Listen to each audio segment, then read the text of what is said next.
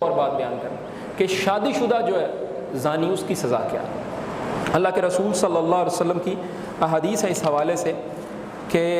خذوا انی، اللہ کے رسول صلی اللہ علیہ وسلم نے فرمایا کہ اللہ تعالیٰ مجھ سے دین کے احکام لے لو، اللہ تعالیٰ نے عورتوں کے لیے سبیل پیدا کر دی، مجھ سے دین کے احکام لے لو،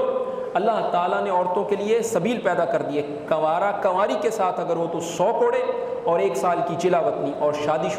شدہ کے ساتھ اگر زنا کرے تو اس کے لیے سنگسار ہے۔ یہ شرعی حد ہے زنا کی، شادی شدہ کی اور کنوارے کی، یہ دونوں جو ہم نے آپ کے سامنے رکھ دی، اور اس کو اللہ کے رسول صلی اللہ علیہ وسلم کے دور میں اس کا نفاذ کیا گیا۔ ایک حدیث ہے بڑی عظیم الشان، وہ ہم آپ کے سامنے ذکر کرتے ہیں کہ اللہ کے رسول صلی اللہ علیہ وسلم کے دور میں یہ معاملہ ہوا۔ براء بن عازب کہتے ہیں کہ ایک یہودی کے پاس آپ گزرے جس کا منہ کالا کیا گیا، اسے کوڑے مارے گئے، تو نبی کریم صلی اللہ علیہ وسلم نے پوچھا ان لوگوں سے، کیا تم اپنی کتابوں میں یہی حد پاتے ہو؟ کیا تمہاری کتابوں میں یہی حد ہے کہ اس کا منہ کالا کر کے اس کو گدھے پر پھرایا جائے یا اس کا منہ کالا کیا جائے؟ تو رسول اللہ صلی اللہ علیہ وسلم نے جب پوچھا تو ان کے علماء سے ایک شخص نے تو یہ کہنے لگا، اللہ کے رسول صلی اللہ علیہ وسلم اس کو قسم دی اور قسم دے کر پوچھا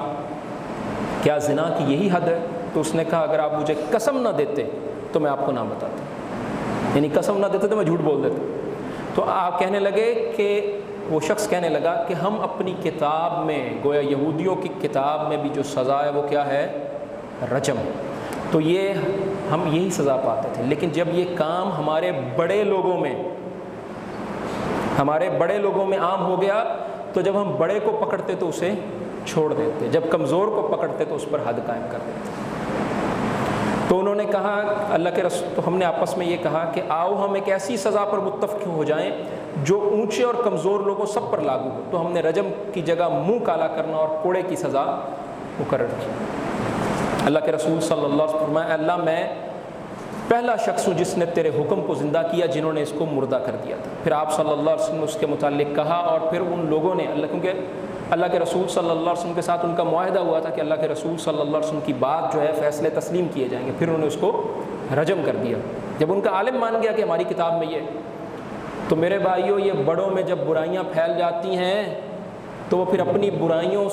کو چھپانے کے لیے کہ ہم تک سزا نہ پہنچے، سزاؤں کو تبدیل کر دیتے ہیں، اور علماء سو جو ہیں وہ ان کا ساتھ دیتے ہیں، علماء سو ان کا ساتھ دیتے ہیں، جیسے یہ یہود کے علماء نے ایسا کیا۔ تو یہ زنا کی سزا ہو گئی، کنوارے کی، اور اسی طرح جو ہے شادی شدہ کی۔ اس کے بعد اللہ کے رسول صلی اللہ علیہ وسلم کے دور میں ماعز ابن مالک، ان کا واقعہ، اسی طرح غامدیہ عورت کا واقعہ، یہ تمام واقعات جو ہیں اس بات کا ثبوت ہے کہ اللہ کے رسول صلی اللہ علیہ وسلم نے شادی شدہ کو رجم کیا۔